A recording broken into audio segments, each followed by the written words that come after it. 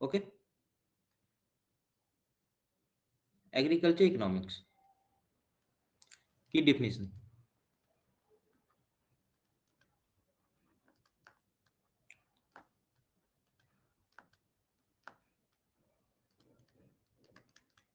ठीक, तो agriculture economics की बात करते हैं तो अलग अलग लोगों ने इसको अलग अलग तरीके से डिफाइन किया है। तो हमें बस केवल कीवर्ड्स याद रखने हैं। किसी ने इसको वेल्थ कहा,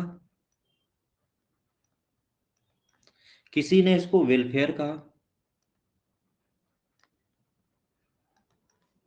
किसी ने इसको स्कार्सिटी कहा,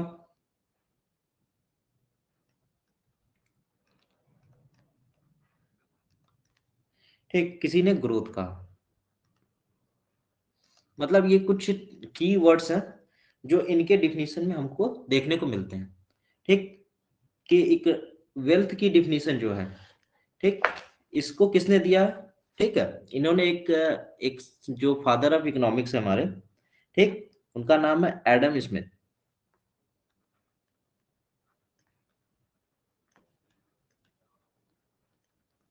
इन्होंने एक बुक लिखी थी जिसका नाम था wealth of nation.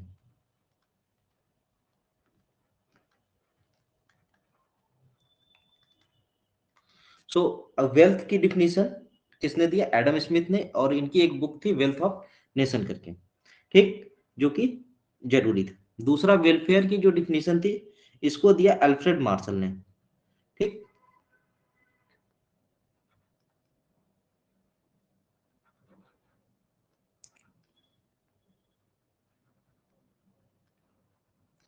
So exam में क्वेश्चन ऐसे आ सकता है कि welfare definition is given by home? So Alfred Marshall. इनकी एक बुक थी, इनके बुक का नाम था प्रिंसिपल ऑफ इकोनॉमिक्स। मीन्स इधर डिफिनीशन टर्म, हियर साइंटिस्ट और इकोनॉमिस्ट, और इधर book principle of economics. Scarcity से रिलेटेड जो डिफिनीशन थी, इसको देने वाले साइंटिस्ट का नाम था लियोन, और इकोनॉमिस्ट का नाम था लियोन रॉबिन्स। तो हम रॉबिन ज्यादा याद करते हैं, लियोन नेल याद रखें चाहे ना रखें, लेकिन रॉबिन ज्यादा याद रखना होता है। Adam Smith, martial and robin. Robin की बुक का नाम था significance of economic science.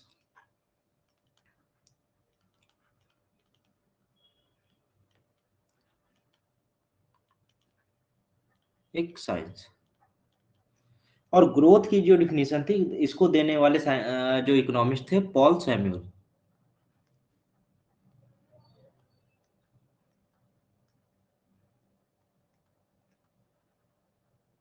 Samuelson. और इन्होंने एक जो बुक लिखी थी उसका नाम था queen of social science, foundation of economic analysis.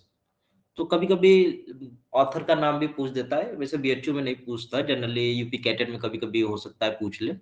तो अगर हम नोट्स बना रहे हैं तो नोट्स हम पूरे बना लेते हैं, ठीक है, ताकि हमें हेल्प मिल सके जब रिवाइज करें। तो queen of social science,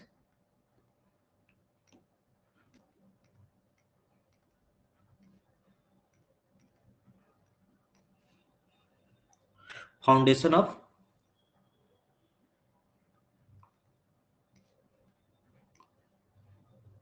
economic analysis.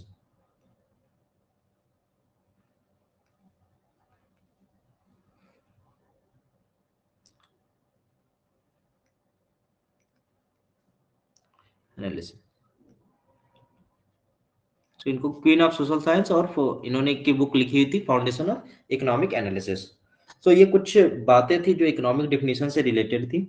ठीक, कि वेल्थ की डिफिनीशन एडम स्मिथ ने दी, वेलफेयर की डिफिनीशन मार्शल ने दी, स्कार्सिटी से रिलेटेड डिफिनीशन रॉबिन्स ने दी थी, ग्रोथ से रिलेटेड डिफिनीशन सैमुअल्सन ने दिया था।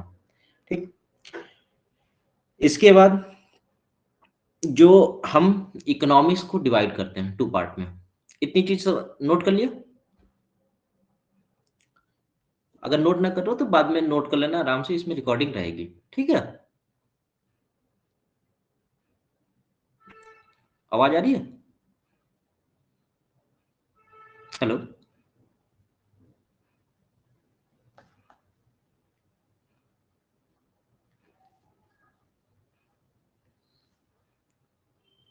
ओके, सो हम इकोनॉमिक्स को जो डिवाइड कर रहे हैं, एग्रीकल्चर इकोनॉमिक्स को,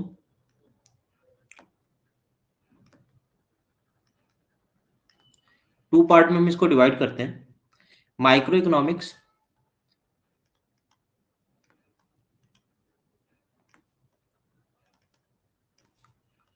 एंड मैक्रो इकोनॉमिक्स।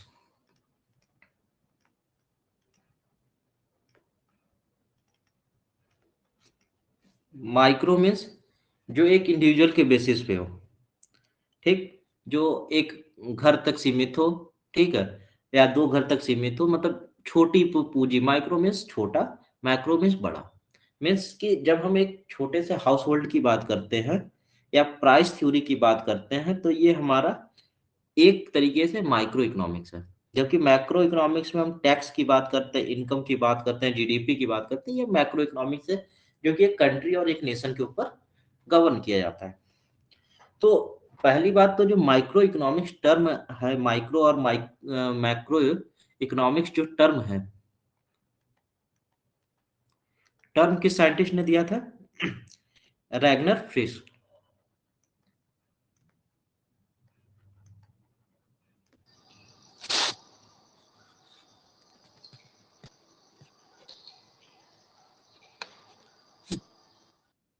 और यही मैक्रो इकोनॉमिक्स मीन्स माइक्रो और मैक्रो इकोनॉमिक्स का टर्म रैगनर फ्रिश ने दिया था। अब जो कॉन्सेप्ट ऑफ इकोनॉमिक्स है, जो माइक्रो इकोनॉमिक्स का कॉन्सेप्ट है, उसको देने वाले इकोनॉमिस्ट का नाम था एल्फ्रेड मार्शल।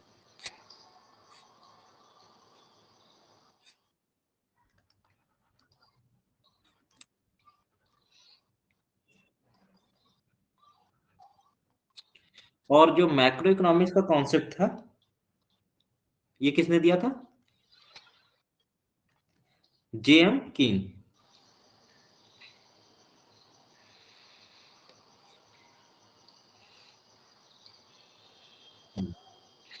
ठीक है, तो ये कुछ की बात है। तो इनको फादर ऑफ मैक्रो इकोनॉमिक्स कहते हैं, और जो ऐसे फादर ऑफ माइक्रो इकोनॉमिक्स हम मार्शल को कहते हैं, और ओवरऑल जो इकोनॉमिक्स है के फादर हम एडम स्मिथ को कहते हैं। एडम्स।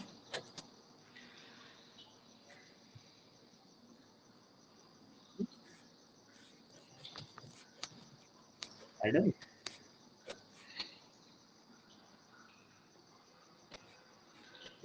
तो अभी बस जानते हैं, अभी इसको बहुत डिटेल में हम लोग पढ़ेंगे भी आगे, ठीक है। तो अभी का मतलब है माइक्रो मीन्स एक छोटे से लेवल के लिए स्मॉल, और individual, on the individual basis और हाउस होल्ड बेसिस, इंडिविजुअल और हाउस होल्ड बेसिस।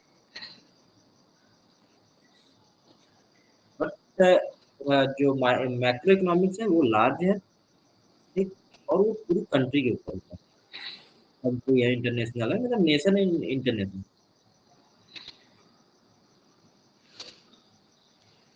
तो ये कुछ चीजें थी कि इकोनॉमिक्स का डिफिनेशन किसने किसने दिया है, ठीक, micro economics macro economics term किसने दिया है, माइक्रो इकोनॉमिक्स का कॉन्सेप्ट किसने दिया है, मैक्रो इकोनॉमिक्स का कॉन्सेप्ट किसने दिया है, ये सारी कुछ चीजें जो जरूरी है, ठीक। अब क्या है कि स्कोप ऑफ इकोनॉमिक्स की बात करते हैं हम लोग, तो हम लोग इसको दो चीजों में पढ़ते हैं। की अगर बात करते हैं, तो सबसे पहली बात तो subject matter of economics, subject matter.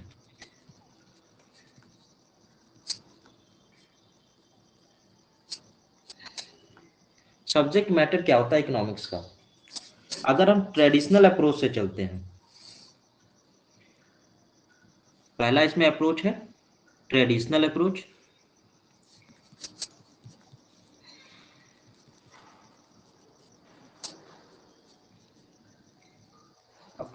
और दूसरा है इसमें मॉडर्न अप्रोच।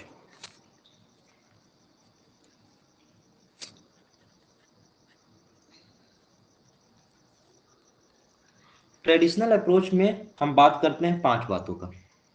तो अगर कभी पूछा जाता है सब्जेक्ट मतलब ट्रेडिशनल अप्रोच में कितने सब्जेक्ट मैटर होते हैं, तो 5। कौन कौन से? पहला कंजप्शन,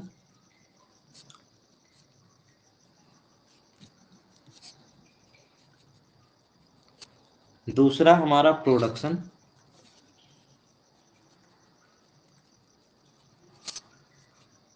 तीसरा हमारा एक्सचेंज,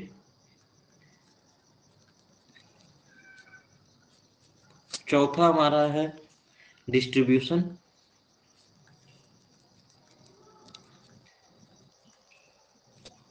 और पांचवा हमारा है public finance.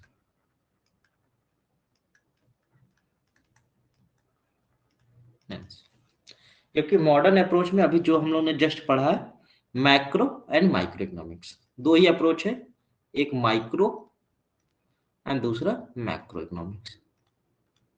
So MAC public finance है, डिस्ट्रीब्यूशन है, ये सब चीजें आपके मैक्रो इकोनॉमिक्स में आता है। कंजप्शन, प्रोडक्शन, ये सब चीजें आपकी माइक्रो इकोनॉमिक्स में आ जाती है। ठीक है, तो माइक्रो मीन्स एक छोटे से इंडिविजुअल, एक छोटे से हाउस होल्ड की बात कर रहे हैं, और मैक्रो मीन्स हम पूरी पब्लिक की बात कर रहे हैं, जिसमें हम सबको साथ लेके एक पूरे सिस्टम के लिए एक डिसीजन बनाते हैं। ठीक है, और जबकि माइक्रो में क्या है, हम एक इंडिविजुअल की बिहेवियर की स्टडी करते हैं। मीन्स माइक्रो इकोनॉमिक्स में हम एक पर्टिकुलर डिसीजन लेते हैं और एक पर्टिकुलर यूनिट के लिए लेते हैं। मतलब उस सिचुएशन में हो सकता है कि आप अलग डिसीजन लो, हम अलग डिसीजन ले, हमारे आपके लिए माइक्रो इकोनॉमिक्स अलग अलग है। लेकिन जब मैक्रो इकोनॉमिक्स होती है या जब पॉलिसी बनाई जाती है, तो उसमें ये चीजें होती हैं कि सबको साथ लेके एक ऐसी डिसीजन लेनी है जो पूरे पॉपुलेशन या पूरे पब्लिक के लिए बेनिफिशियल हो। ठीक, तो ये चीजें हमारी सब्जेक्ट मैटर होती हैं इकोनॉमिक्स की। ठीक,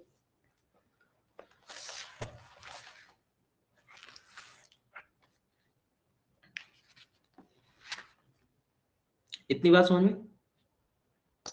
यस सर। ओके, तो एक कभी कभी प्राइस थ्योरी और इनकम थ्योरी भी तो बोलते हैं किसी को। हाँ हाँ, प्राइस थ्योरी मतलब माइक्रो इकोनॉमिक्स को, और इनकम थ्योरी मैक्रो इकोनॉमिक्स के लिए कहते हैं हम लोग। ठीक है, और जैसे कभी कभी जो चीजें होती है कि कभी कभी ऐसे क्वेश्चन पूछ देता है कि इकोनॉमिक्स क्या है, एक साइंस है या एक आर्ट है।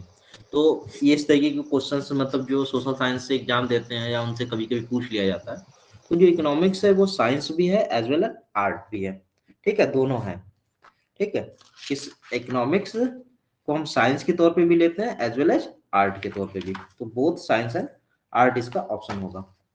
ठीक, अब बात करते हैं थोड़ी सी इकोनॉमिक्स की बात करें तो इकोनॉमी की बात करते हैं कि इकोनॉमी कितनी तरीके की होती है, type of economy.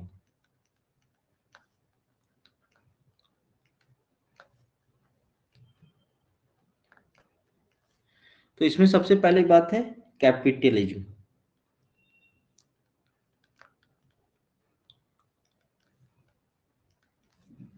Capitalism means इसमें ओनरशिप जो है वो प्राइवेट की होगी, और इसका मतलब ही होता है कि हमको जो है प्रॉफिट ओन करना है। ठीक, दूसरे क्या है सोशलिज्म, पहले लिख लेते हैं फिर एक्सप्लेन करते हैं। सोशलिज्म, कम्युनिज्म,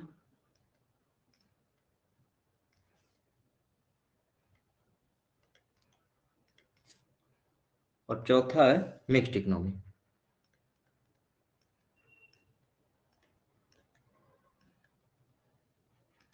ठीक है, तो अगर बात करते हैं कैपिटलिज्म की, तो कैपिटलिज्म मीन्स इसमें जो भी है ओनरशिप प्राइवेट है, ओनरशिप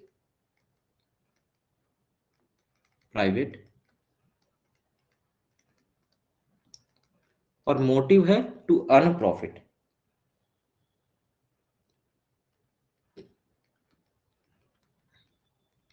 प्रॉफिट ही इनका एकमात्र मोटिव है।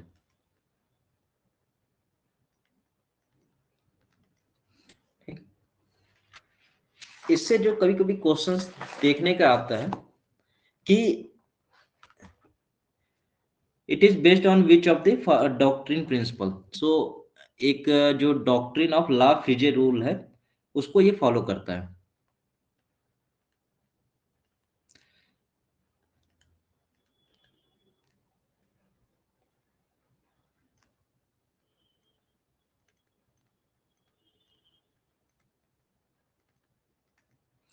ठीक है, जिसका मतलब होता है कि जो हमारा गवर्नमेंट का जो क्या कह सकते हैं इंटरफेरेंस इसमें मिनिमम होता है। मतलब सरकार की का इसमें कोई भी योगदान नहीं होता है और सरकार मतलब इसमें कोई भी हस्तक्षेप नहीं करती और करती भी है तो बहुत ही कम करती है। तो कैपिटलिज्म का मतलब होता है इसमें पूरा पूरा डिसीजन मेकिंग जो है वो प्राइवेट ओनर के पास है और सरकार के पास कम है। ठीक। अब सोशलिज्म जो है उसका जस्ट थोड़ा सा उल्टा है। इसका मतलब क्या है सोशलिज्म कि अब हमें सोसाइटी की बेनिफिट करनी है। मतलब we have to work for the benefit of the society. तो इसका जो काम है बेनिफिट,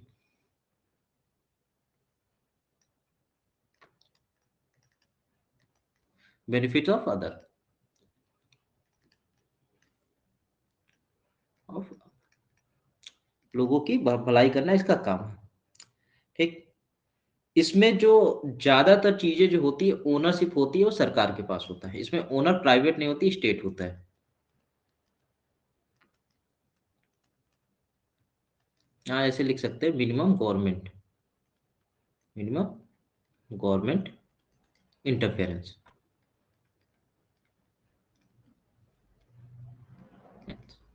ओके। सो इसमें क्या है, इसमें जो ये कहा जाता है कि सरकार कहती है कि विदाउट एनी डिस्क्रिमिनेशन हमको सबको इक्वल अपॉर्चुनिटी देनी चाहिए, सबकी वेलफेयर के लिए काम करना चाहिए, सब चीज मतलब कहती है।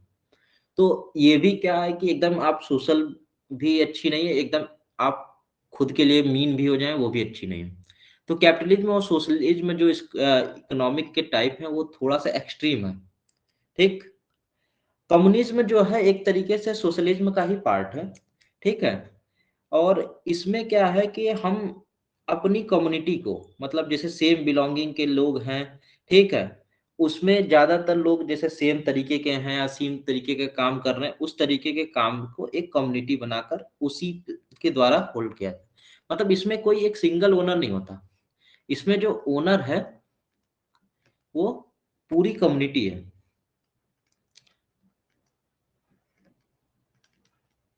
ये एक तरीके से सोशलिज्म का ही पार्ट है, एक फॉर्म है, एक रूप है, लेकिन छोटा सा रूप है। ठीक है। जिसमें बहुत सारे काम ये करते हैं लेकिन एज ए कम्युनिटी बन के एक ओनर इसके सभी मेंबर्स होते हैं। ठीक है। और मिक्स्ड इकोनॉमिक का मतलब होता है कि ना तो कैपिटलिज्म ना तो socialism, mixture of capitalism and socialism.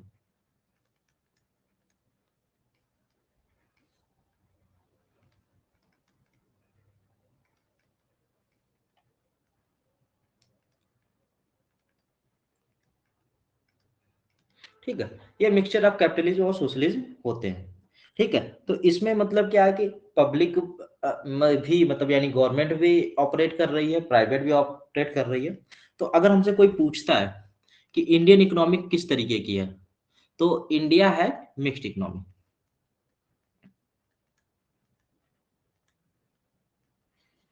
India है मिक्स्ड इकोनॉमी। ठीक।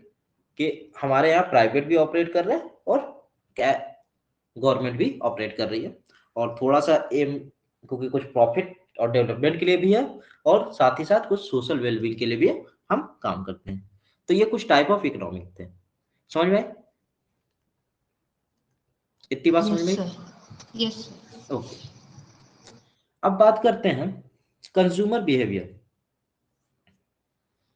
क्योंकि अभी हम कंजप्शन की बात कर रहे थे और सब चीजों की बात कर रहे थे। तो एक जो होता है प्रोड्यूसर होता है, कंज्यूमर होता है। तो सबसे ज्यादा इकोनॉमिक्स में जो सबसे ज्यादा जरूरी होता है वो कंज्यूमर है। क्योंकि प्रोड्यूसर भी कोई भी चीज अगर बनाता है तो वो कंज्यूमर को पॉइंट करके ही बनाता है कि मेरे कंज्यूमर को अच्छा लगेगा कि नहीं, या मेरे कंज्यूमर को क्या पसंद है। ठीक है। तो कंज्यूमर बिहेवियर की बात करते हैं तो दो चीजें हैं कंज्यूमर बिहेवियर में।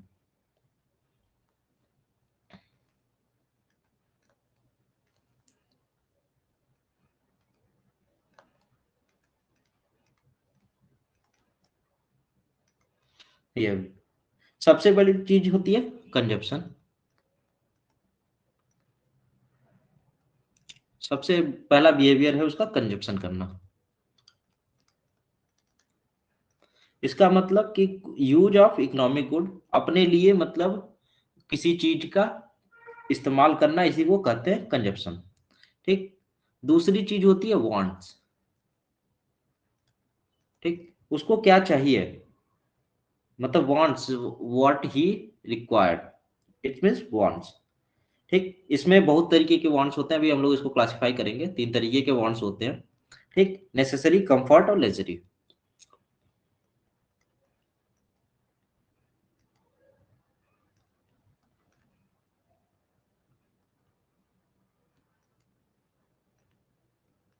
And luxury. Okay, necessary, comfort and luxury. Third, consumer behaviour is standard of living.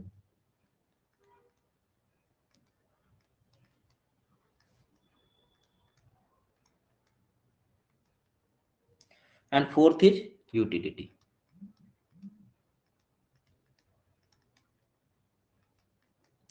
ठीक, तो शॉर्ट में पढ़ते जाएंगे आराम से, धीरे धीरे। जो इंपॉर्टेंट है उस पर मैं ज्यादा फोकस करूंगा। ठीक है। कंजप्शन मीन्स कोई भी गुड्स है, उसको हम अपने पर्सनल सर्विस के लिए, अपनी जरूरतों को पूरी करने के लिए कंज्यूम कर रहे हैं। Means economic use of good for satisfying our want, ये कंजप्शन है। Wants means our wish, want means our wish, what we wish, जो हमारी चाहत है, ये means wish full thing.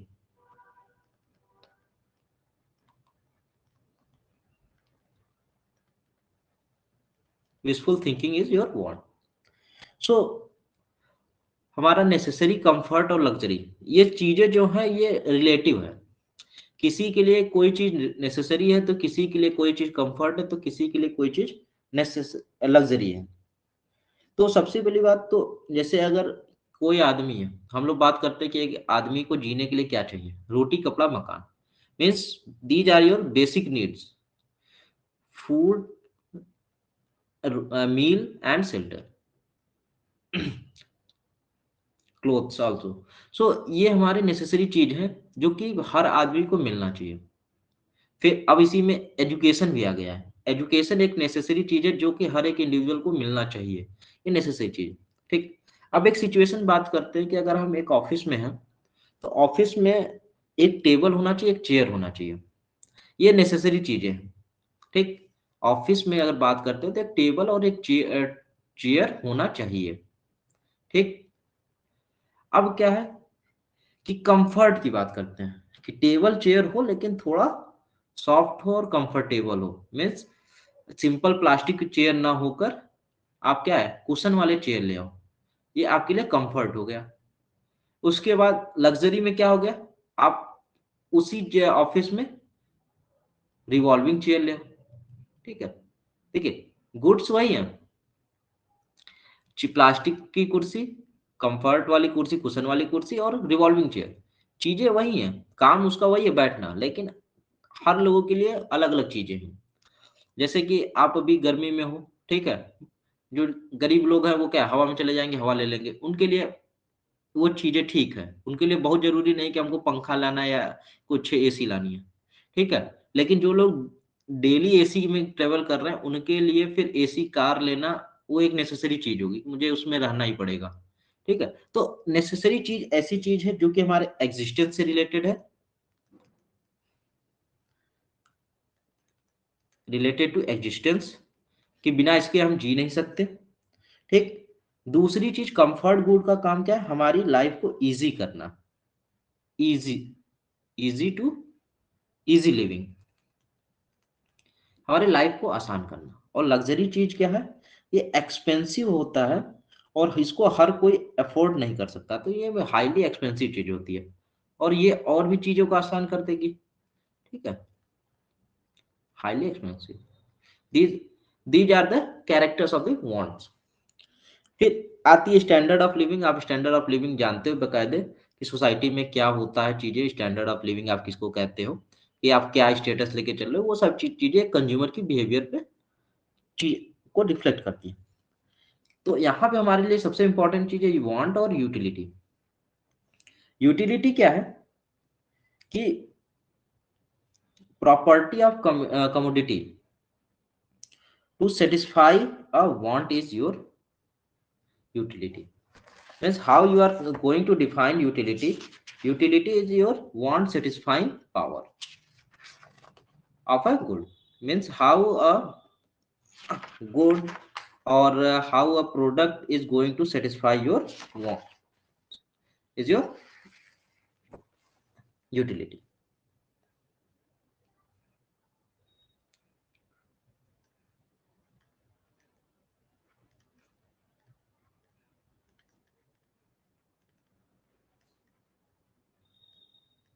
Power is your utility.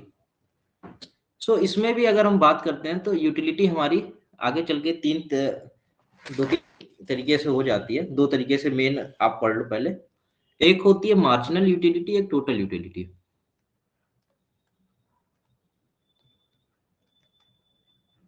अभी आज हम लोग बस टर्म पढ़ेंगे, इसके बाद बहुत सारे प्रिंसिपल पढ़ेंगे, उसमें ये सब का यूज आएगा. मार्जिनल यूटिलिटी और दूसरी है टोटल यूटिलिटी. मीन्स मार्जिनल का मतलब होता है कि अगर मान के चलो कि हम रोटी खा रहे, रोटी हमारी जरूरत है, रोटी खाना हमारा क्या है, भूख को कम करता है. मीन्स हमारी जरूरत है भूख को शांत करना, और एक प्रोडक्ट है रोटी जो कि भूख को शांत करती है. ठीक. अब इसमें क्या है कि कितनी भूख है आपको, ठीक, और कितनी रोटी की जरूरत है, वो आपकी टोटल यूटिलिटी है कि आपको कितनी रोटी की जरूरत है और कितना. मतलब आपने पहली रोटी खाई, हो सकता है आपको मैक्सिमम सेटिस्फेक्शन मिलता है. ठीक है, इसको हम लोग आगे प्रिंसिपल में पढ़ेंगे. दूसरी रोटी खाएंगे आपको कम सेटिस्फेक्शन.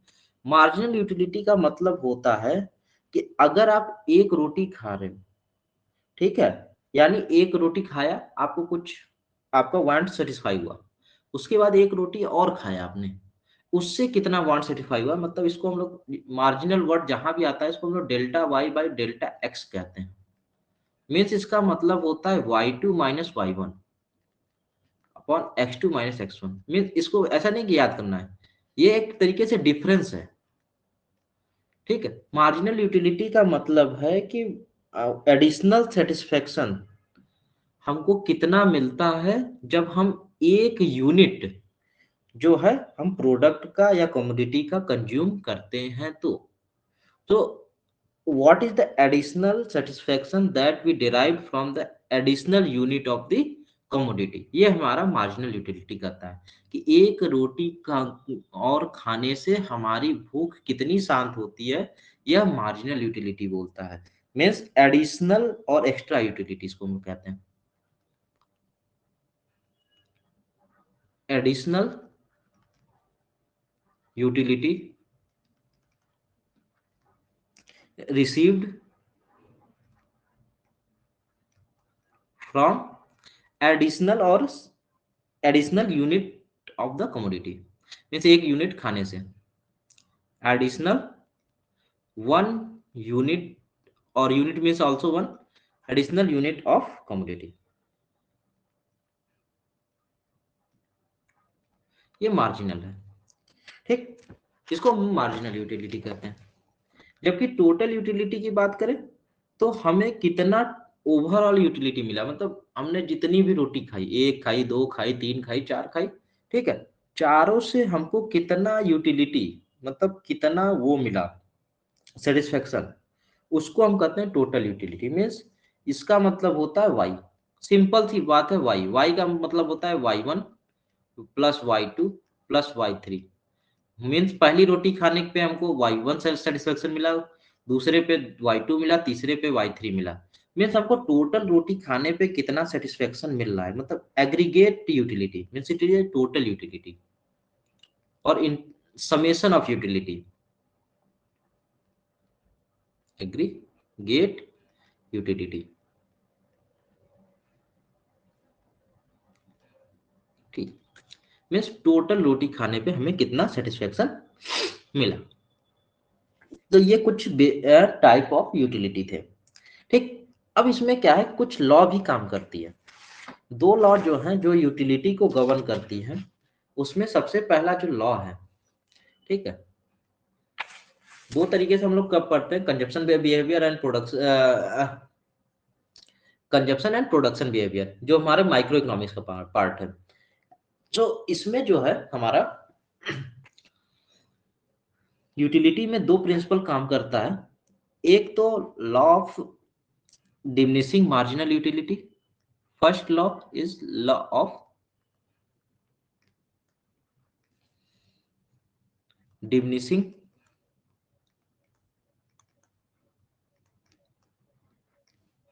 marginal utility,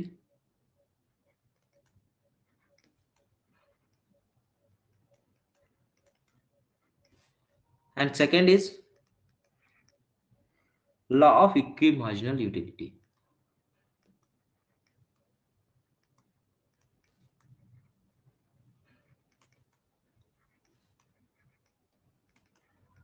ठीक, ये दो लॉ जो है बहुत इंपॉर्टेंट लॉ है हमारे एग्जाम पॉइंट ऑफ व्यू से, कि law of diminishing marginal utility और लॉ ऑफ इक्विमार्जिनल यूटिलिटी। तो अभी जैसे मैं अभी इसके बारे में अभी बहुत डिटेल में नहीं जाएंगे, ठीक है, जब प्रोडक्शन थ्योरी में जाएंगे वो ज्यादा इंपॉर्टेंट है, उसी की हेल्प से इसको भी बता देंगे। ठीक है, ये हमारा क्या है कि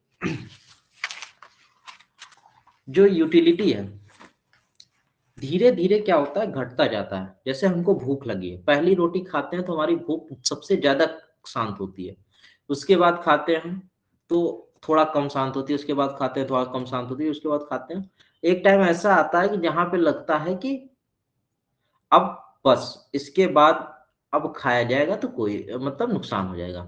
ठीक, अगर उसके बाद भी अगर आप खाते हो तो आपको उल्टी हो जाती है। तो ये कर्व का नेचर है कि जो पहला जो हम कमोडिटी खाते हैं, ठीक है, उससे हमें ज्यादा सेटिस्फेक्शन मिलता है।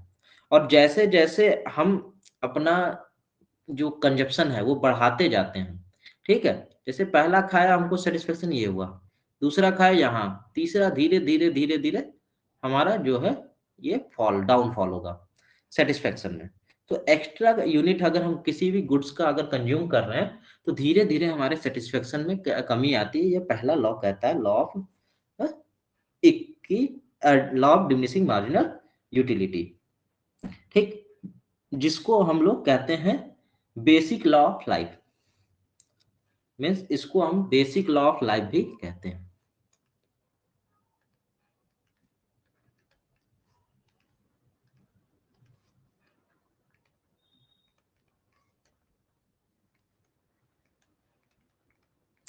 ये हमारा बेसिक लॉ ऑफ लाइफ है, और इसको देने वाले जो पहले साइंटिस्ट थे वो गॉसेन थे, एच एच गॉसेन। यहाँ साइंटिस्ट का नाम थोड़ा सा लिख लेते हैं, एच एच गॉसेन।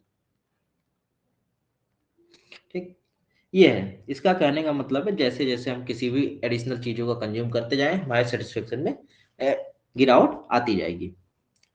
अब दूसरी जो चीजें हैं, law of equi marginal utility. ठीक, law of equi marginal utility, इसको थोड़ा सा आगे चलते हैं, थोड़ा सा इसको या यहीं पे थोड़ा बता लेते हैं फिर बात करते हैं। ठीक, law of equi marginal utility में इसमें हमारा क्या है कि हमें जो है कि कंज्यूमर अगर जब कोई भी चीज खरीदता है, अगर इनकम लेवल हम, ठीक है, at a given income level consumer purchases more than one commodity. ठीक है, मीन्स कि कितनी का मतलब हमको एक गिवन इनकम लेवल पे कितना हमको इनकम या कमोडिटी कंज्यूम करना चाहिए ताकि हमको मैक्सिमम सेटिस्फेक्शन मिल जाए। मीन्स सेकेंड लॉ हमको कहता है कि अगर हमारा इनकम फिक्स है तो हमें अपने यानी मैक्सिमम सेटिस्फेक्शन के लिए कितना कंज्यूम करना, ये इसका डिसीजन लेने के लिए हमें सेकेंड लॉ हेल्प करता है। ठीक है, जिसको लॉ ऑफ सब्स्टिट्यूशन भी हम लोग कहते हैं, लॉ ऑफ सब्स्टिट्यूशन।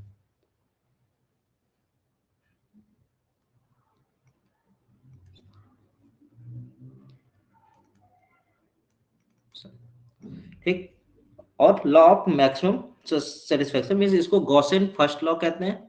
ठीक, फर्स्ट लॉ ऑफ गॉसेन, इसको कहते हैं हम लोग second law of गॉसेन।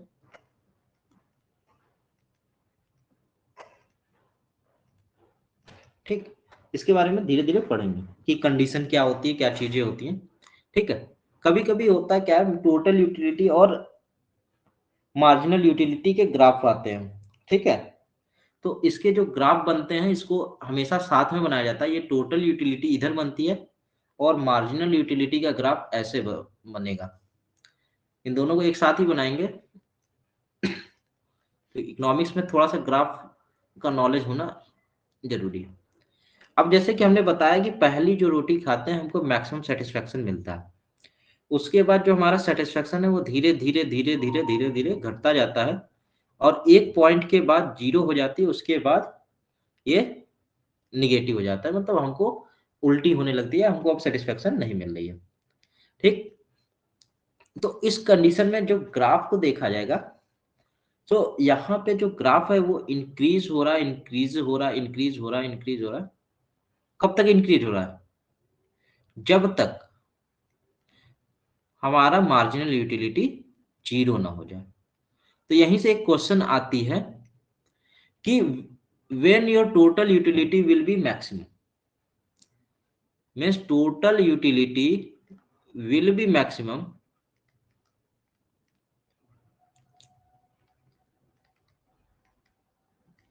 when marginal utility is your zero। तो ये बहुत पॉपुलर क्वेश्चन है कि टोटल यूटिलिटी कब मैक्सिमम होगी, जब हमारी मार्जिनल यूटिलिटी जीरो हो जाए और धीरे धीरे क्या है वो घटती चली जाएगी। तो ये जो हमारा ग्राफ है वो धीरे धीरे बढ़ता है विथ डिक्रीजिंग रेट। तो जब भी हमारा क्या है टोटल यूटिलिटी किस हिसाब से बढ़ती है, इंक्रीजेस विथ डिक्रीजिंग रेट। इतना डिटेल में जाने की जरूरत नहीं है, अपना काम इतने से हो जाएगा। ठीक है, कभी डिटेल में पढ़ना होगा तो फिर बता देंगे इंक्रीजिंग रेट क्या है, डिक्रीजिंग रेट क्या है, वो चीजें बाद में जान लेंगे। अभी के लिए बस ये है कि दोनों ग्राफ को एक साथ बनाते हैं, टोटल यूटिलिटी और हमारा मार्जिनल यूटिलिटी। और जिस पॉइंट पे हमारी मार्जिनल यूटिलिटी की वैल्यू जीरो हो जाएगी वहीं पे हमारा जो टोटल यूटिलिटी की वैल्यू मैक्सिमम होगी। ठीक है, ये सबसे इंपॉर्टेंट चीज है जो कि ज्यादातर एग्जामों में पूछता है। ठीक, दूसरी चीज क्या है कि लॉ की बात करते हैं। ठीक है, बेसिक जो लॉ था, पहला जो लॉ था, ठीक है, इसमें हमने क्या किया था, जो फर्स्ट लॉ हमने पढ़ा था, law of diminishing marginal utility. Law of diminishing marginal utility, जिसको गॉसन फर्स्ट लॉ कहा था हम लोग ने, फर्स्ट लॉ, जिसको बेसिक लॉ ऑफ लाइफ कहा गया था या लॉ ऑफ वेरिएबल प्रोपोर्शन भी इसी को कहते हैं। ठीक है, इसमें क्या है, आपको कंडीशन बहुत ज्यादा इंपॉर्टेंट मालूम होने चाहिए। इसमें आपको पता होगा कि जो आपका कमोडिटी एक होनी चाहिए। पहला कंडीशन क्या है, ओनली वन कमोडिटी। ऐसा नहीं आपको बहुत सारी चीजें खानी, रोटी भी खा रहे हैं, सब्जी भी खा रहे हैं ना, अगर बात कर रहे हैं तो एक समय पे एक ही चीजों की बात करनी है, ओनली वन कमोडिटी।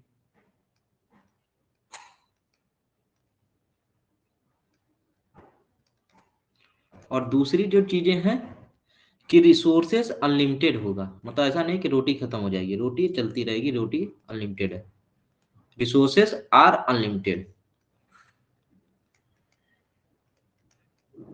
ये चीजें भी जाननी होती हैं कि कब कौन सा प्रिंसिपल यूज होता है। तो law of diminishing marginal utility में जो है एक ही कमोडिटी को हम लेंगे और वो जो रिसोर्स होगा वो अनलिमिटेड होगा। ठीक, और इसको फिजिकल लॉ ऑफ इकोनॉमिक्स भी कहते हैं। ठीक है, तो इस तरीके से ये लॉ फर्स्ट में भी हमको ये चीजें याद रखनी होगी कि कहता क्या है। ठीक है, और जो दूसरा लॉ है, law of equi marginal utility, equi marginal utility, जो कि हमारा गॉसेन का सेकेंड लॉ है। ठीक, इसमें क्या है कि हमको क्या करना है कि बजट एस्टिमेशन करना होगा, मतलब कि हमारे पास जो है कि कैसे हमको मैक्सिमम एडवांटेज मिल सके, मतलब क्या चीज है। ठीक, अगर मान लीजिए दो से ज्यादा कम्युनिटी है, इसमें हमको दो कम्युनिटी दे दी गई। ठीक, एक कम्युनिटी x1 दे दी गई, एक कम्युनिटी y1 दे दी गई। ठीक है, हमको किस तरीके से मतलब चीजें यूज करनी, जैसे रोटी भी रखी है, ब्रेड चावल भी रखा है, दो कम्युनिटी है। अब लेकिन पैसा हमारे जेब में फिक्स है, 100 रुपए है। तो आपको भूख लगी है, आपको सोचना है कि 100 रुपए इनकम मेरा फिक्स है, कितनी रोटी खाऊं और कितना चावल खाऊं, या पूरी रोटी खा लूं या पूरा चावल खा लूं। फिर आपको ये लॉ ये डिसाइड करने को हेल्प करता है कि आप अपने गिवन इनकम पे दोनों कमोडिटी में से किसको किस अमाउंट में खाएं, ताकि आपको मैक्सिमम सेटिस्फेक्शन मिल सके। मीन्स यहाँ पे जो है जो सबसे पहली बात है कि यहाँ पे मोर देन वन कमोडिटी, जो बेसिक डिफरेंस है, मोर देन वन कमोडिटी।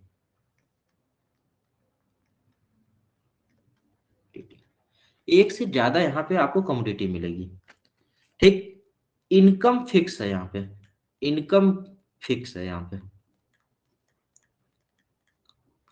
और इसका एम क्या है, मैक्सिमम सेटिस्फेक्शन।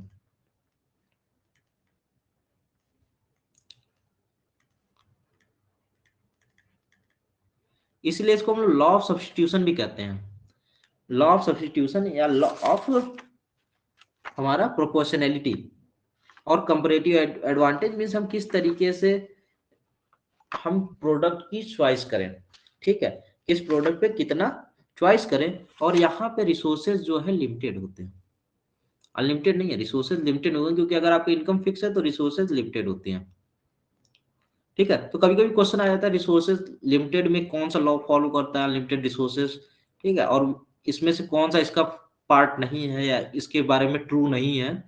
तो ये सारी चीजें हमको मालूम होनी चाहिए, यहाँ पे रिसोर्सेज भी लिमिटेड हो जाती हैं, ठीक है। इसके बारे में बहुत अच्छा प्रोडक्शन थ्योरी में हम बताएंगे कि मार्जिनल यूटिलिटी जो होती है, ठीक है, वो प्राइस से प्रोपोर्शनेट होती है, ठीक है।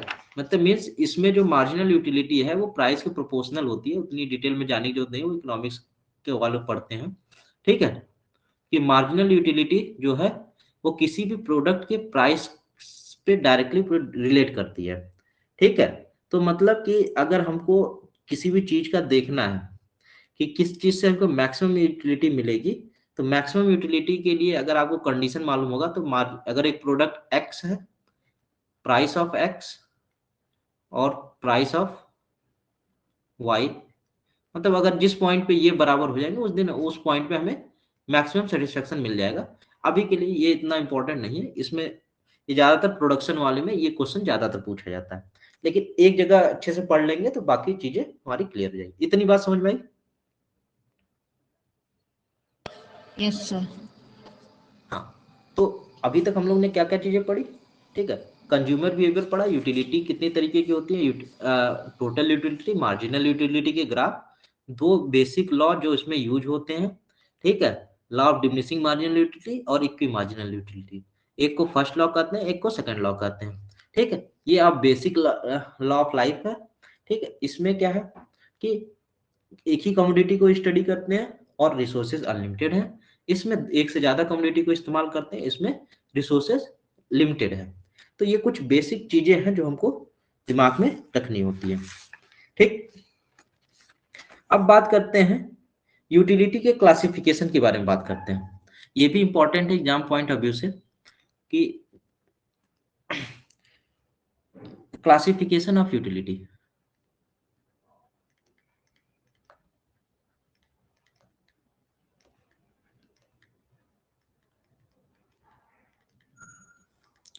तो इसमें बात करते हैं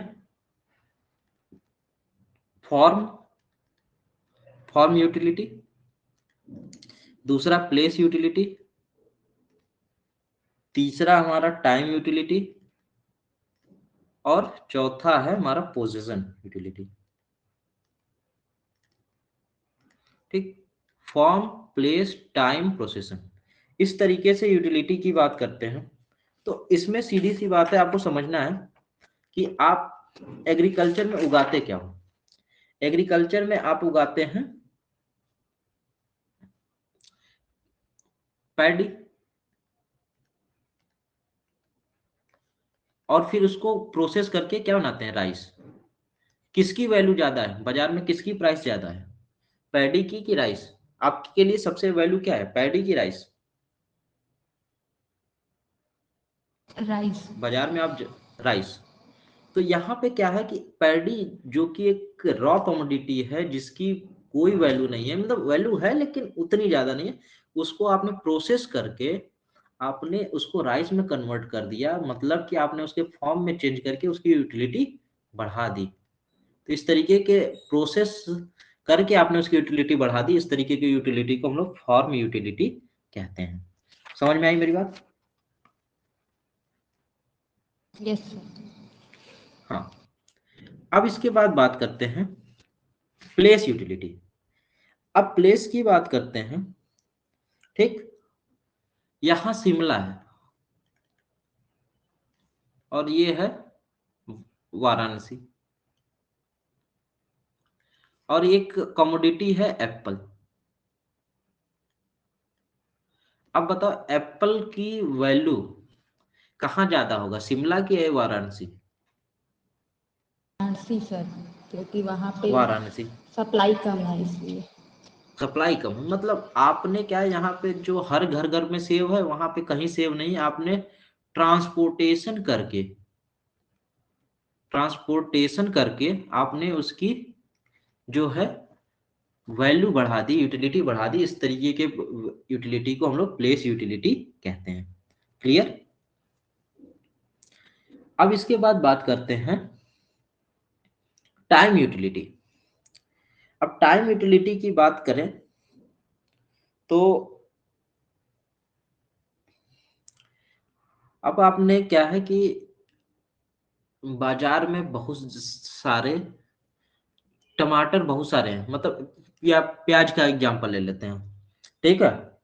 अभी मार्केट में बहुत सारे प्याज रखे हुए हैं, ओनियन रखे हुए हैं, तो आप उसको बाजार में अभी सेल करोगे तो कोई मतलब नहीं है, सरप्लस ओनियन है, सर प्लस है, ठीक है। लेकिन एक समय ऐसा आता है कि स्कार्सिटी हो जाती है, तो अगर आपके पास कोई ओनियन है तो उसकी यूटिलिटी कब ज्यादा है, सरप्लस में ज्यादा होगी कि स्कार्सिटी में ज्यादा होगी? स्कार्सिटी। स्कार्सिटी में ज्यादा होगी, मतलब कि आप किसी भी चीज की मतलब एक प्रोडक्ट की टाइम के हिसाब से यूटिलिटी बढ़ा देते हैं बाय स्टोरेज। आप स्टोरेज करके किसी भी प्रोडक्ट की जो है यूटिलिटी बढ़ा देते हैं, ठीक। ये होता है टाइम यूटिलिटी। पोसेशन यूटिलिटी का मतलब क्या होता है? पोसेशन मतलब कि आज ये चीज मेरे पास है, जैसे किसी ने लिया, एग्रीकल्चर फील्ड लिया, ठीक है, उसको किसी को बेच दिया, पैसा मिल गया। उसने उस पर प्लॉट बना दिया, उसको और पैसा मिल गया, प्लॉट बना के बेच दिया, किसी ने घर बना के बेच दिया। मीन्स इसमें क्या है कि ओनरशिप आप ट्रांसफर कर रहे हो, इसमें बाइंग और सेलिंग होती है, बाइंग एंड सेलिंग। और सिंपल सी बात है, बाइंग और सेलिंग का मतलब होता है ट्रांसफर ऑफ ओनरशिप।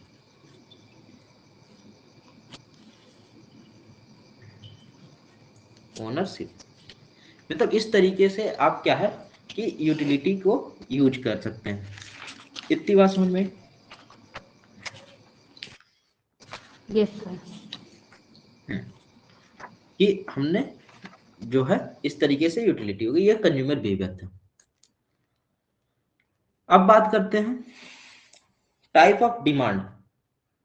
डिमांड पे भी आएंगे थोड़ा सा, अभी टर्मिनोलॉजी पे ही चलते हैं, ठीक है। Type of demand. डिमांड क्या है?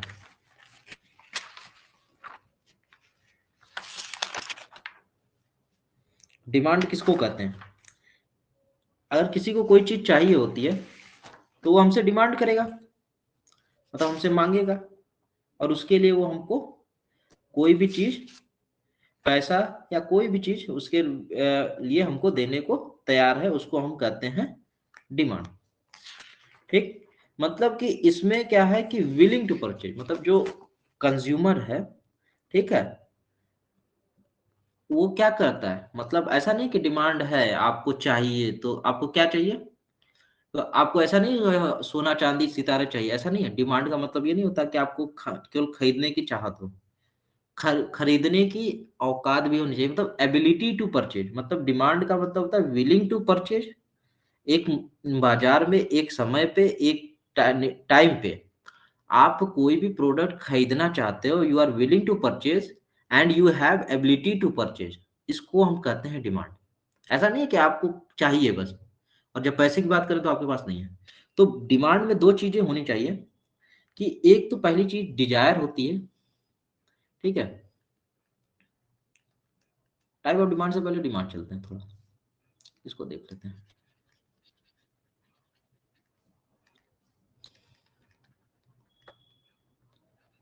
डिमांड के लिए सबसे पहले चीज होती है डिजायर, दूसरी होनी चाहिए ability to buyer, ability to bye.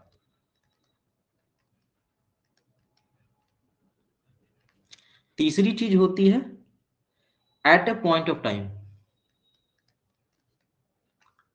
मतलब उस टाइम पे, ऐसा नहीं कि हम आपको 10 दिन बाद या 20 दिन बाद पैसा दे देंगे ना, उस पॉइंट पे ऑफ टाइम पे।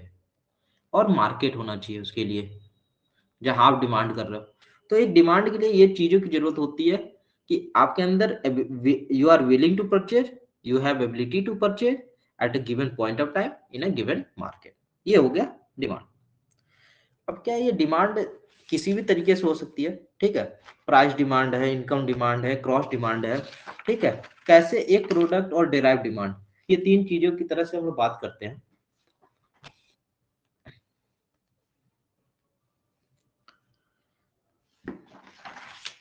कि पहला प्राइस डिमांड,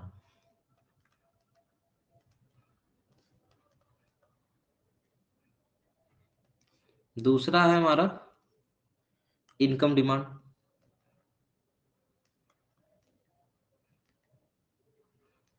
और तीसरा है हमारा क्रॉस डिमांड।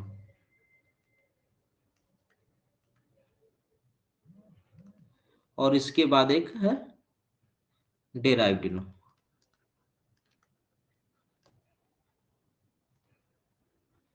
ठीक। ये कुछ डिमांड के टाइप हैं, कि प्राइस डिमांड है, ठीक है, इनकम डिमांड है, ठीक, क्रॉस डिमांड है। इस तरीके के डिमांड होते हैं। एक डेराइव डिमांड होता है। तो प्राइस डिमांड का मतलब क्या है, कि कितना क्वांटिटी ऑफ प्रोड्यूस आप you are willing to purchase at a given price. तो price demand means it depend upon price. सबसे ज्यादा जो क्वेश्चन ज्यादातर पूछे जाते हैं इसी से पूछे जाते हैं, प्राइस डिमांड से। तो अगर किसी चीज की प्राइस हाई होगी तो उसकी डिमांड क्या होगा,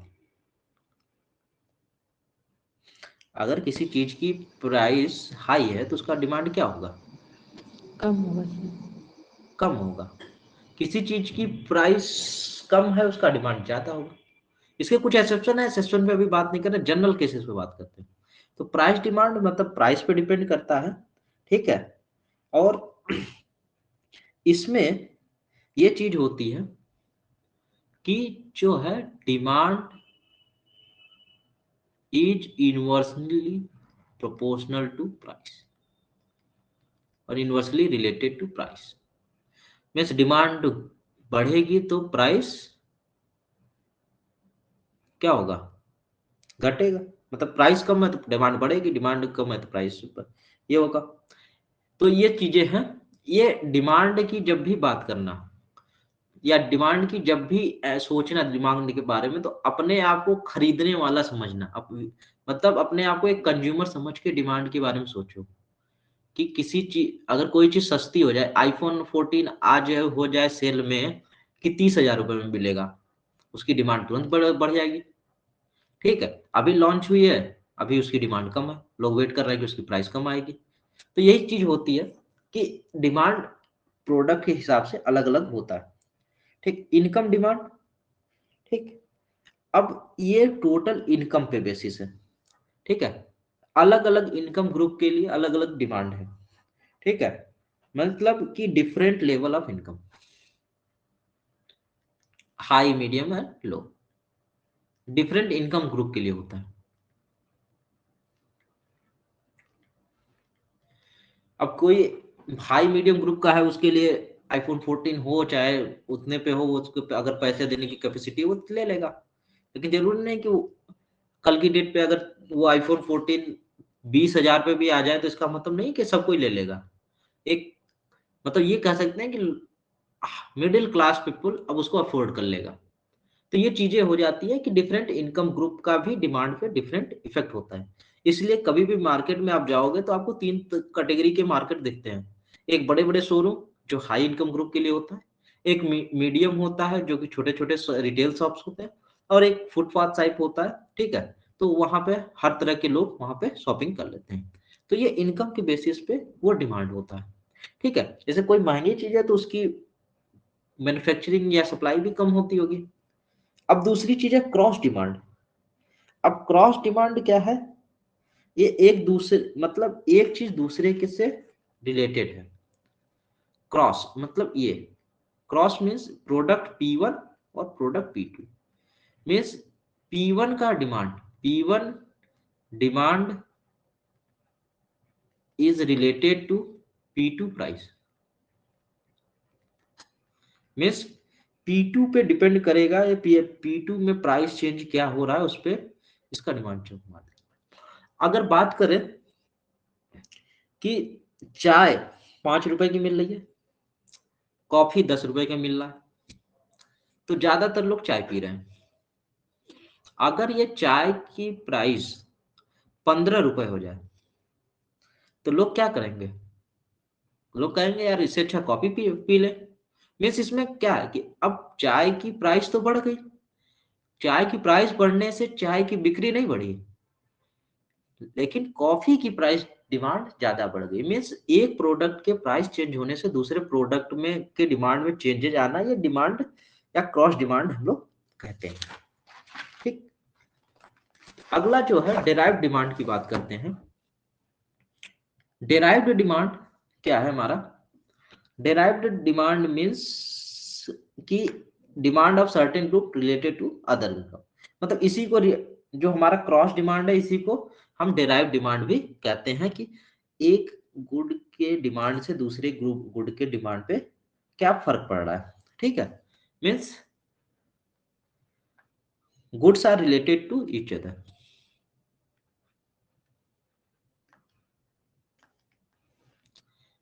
रिलेटेड, ठीक, मीन्स अब ये रिलेशन जो है गुड्स का दो तरीके से हो सकता है। एक तो सब्स्टिट्यूट गुड्स हो सकता है, एक कंप्लीमेंट्री गुड्स हो सकता है। सब्स्टिट्यूट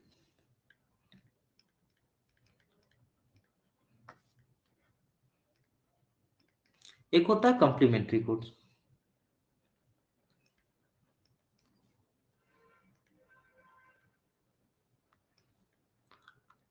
अब सब्स्टिट्यूट गुड्स का एग्जांपल मैंने दे दिया था टी और कॉफी।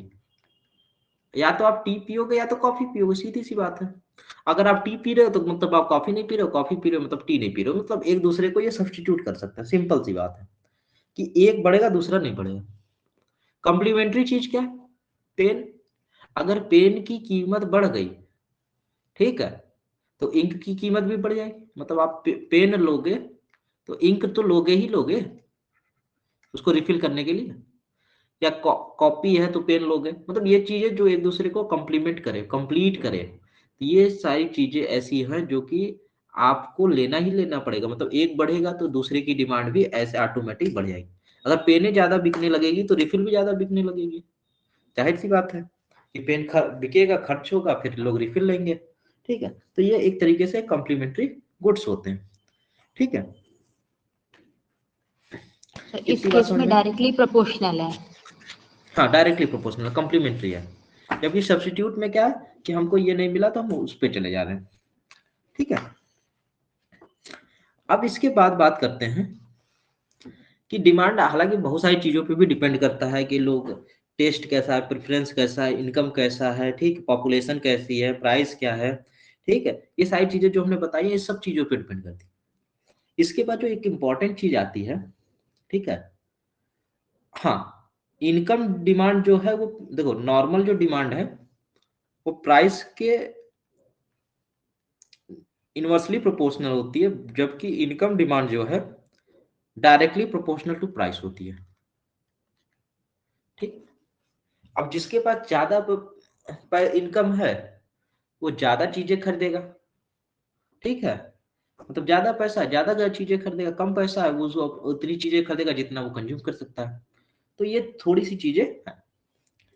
इसके बाद बात करते हैं एक्सेप्शन की। कुछ एक्सेप्शन की बात करते हैं। ऐसा नहीं कि केवल डिमांड बढ़ाने से चीजें घट रही हैं या ऐसा नहीं है। आपका क्या है कि कभी कभी क्या होता है कि यार डिमांड आप बढ़ा रहे हो लेकिन चीजें, मतलब प्राइस पे कोई फर्क नहीं है, या प्राइस आप घटा रहे हो तो डिमांड पे कोई फर्क नहीं है, उसको इस तरीके का हम लोग एक एक्सेप्शन को पढ़ते हैं गिफिन गुड करके।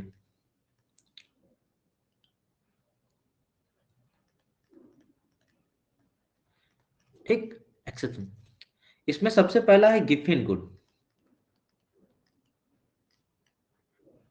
तो सबसे पहले लोग पूछते हैं कि गिफिन गुड क्या, किस तरीके के गुड्स होते हैं, तो ये जनरली इंफीरियर गुड्स होते हैं।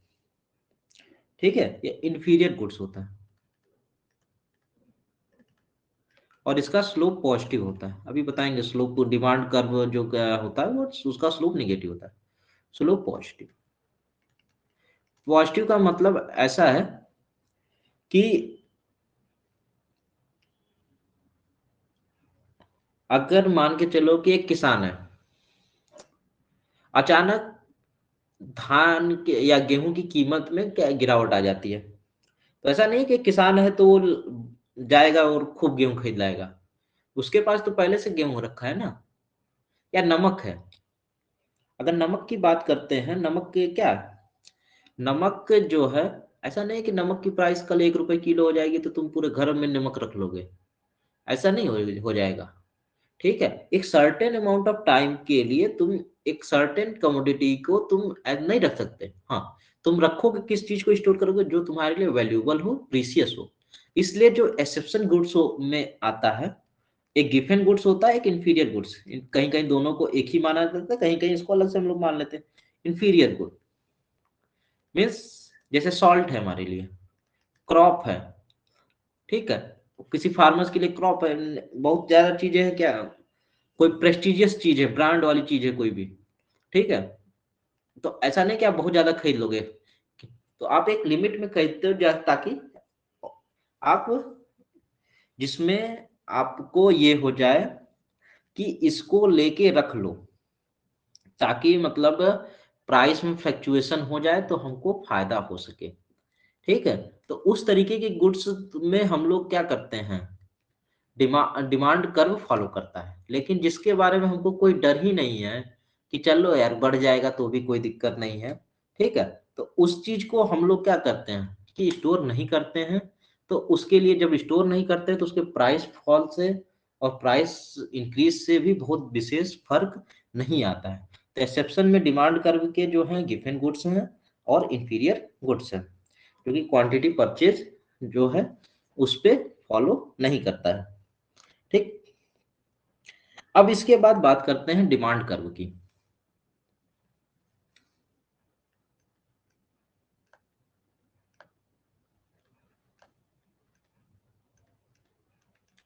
डिमांड कर्व की बात करते हैं। डिमांड कर्व जो होता है, दो चीजों के बीच में प्लॉट किया जाता है, क्वांटिटी डिमांडेड एंड प्राइस। ठीक, कि क्वांटिटी डिमांडेड और प्राइस के बीच में हम ये डिमांड कर्व बनाते हैं।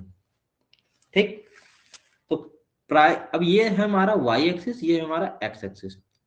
तो याद रखना कि वाई एक्सिस पे हमको प्राइस लेना है और इस पे क्यू लेना है। और जो डिमांड कर्व होता है ये इस तरीके से होता है, निगेटिव स्लोप,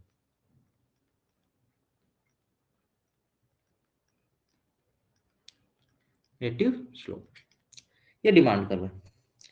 अब इसमें दो चीजें जरूर पूछता है, एक पूछता है कॉन्ट्रैक्शन और एक्सटेंशन का क्या मतलब होता है, और दूसरा पूछता है इंक्रीज इन डिमांड और डिक्रीज इन डिमांड क्या होता है। बहुत ध्यान से सुनना है ये चीज, बहुत लोग कंफ्यूज कर जाते हैं कॉन्ट्रैक्शन ऑफ डिमांड और हमारा increase and decrease of demand. अब ये डिमांड कर्व है हमारा, थोड़ा छोटा बनाते हैं।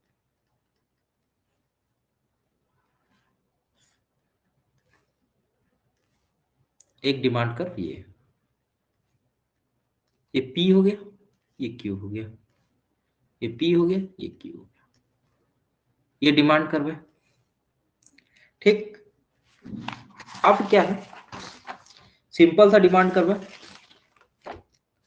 अब मान के चलो कि प्राइस बढ़ रहा है, प्राइस इंक्रीजेज, यहाँ पे एक पर्टिकुलर पॉइंट कोई भी ले लेते हैं, यहाँ पे इसी डिमांड कर्व पे ये कोई भी पॉइंट ई है, ठीक है, at particular point P Q not P not, ठीक है। अब जैसे जैसे प्राइस बढ़ रहा है, हमारा क्वांटिटी डिमांड क्या है, घट रहा है।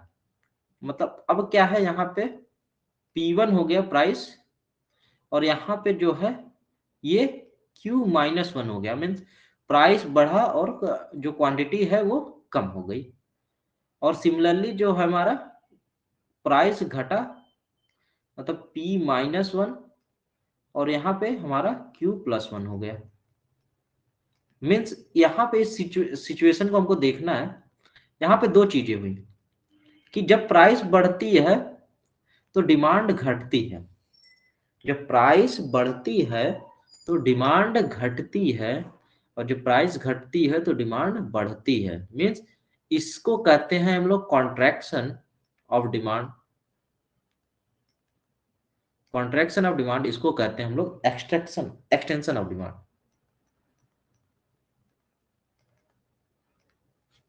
कॉन्ट्रैक्शन ऑफ डिमांड और एक्सटेंशन ऑफ डिमांड, और इसमें एक चीज याद ध्यान रखनी है कि इसका जो मूवमेंट होता है, ठीक, इसका जो मूवमेंट होता है वो सेम कर्व पे होता है, और change in quantity demanded means इसमें सेम कर्व होता है, सेम कर्व, सेम कर्व, और इसमें क्या होता है, चेंज क्या होता है, quantity demanded, change in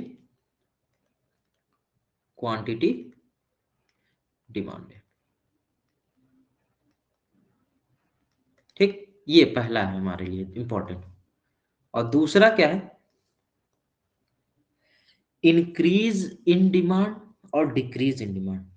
suppose ये पॉइंट कुछ पी ई है, यहाँ पी नॉट है, यहाँ क्यू नॉट है, ठीक।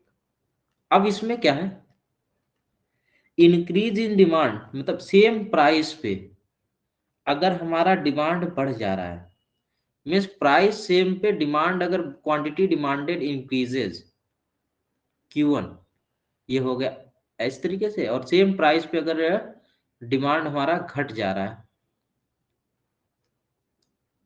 इसको कहेंगे Q-1। मीन्स यहां पे हमको क्या चीज देखनी है कि प्राइस सेम, प्राइस सेम, इस वाले को हम कहेंगे इंक्रीज इन डिमांड,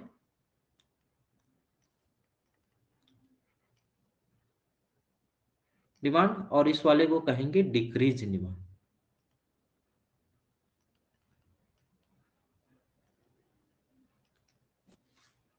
समझ में आई इतनी मेरी बात? बहुत माइन्यूट सी बातें हैं, लोग समझ नहीं पाते हैं।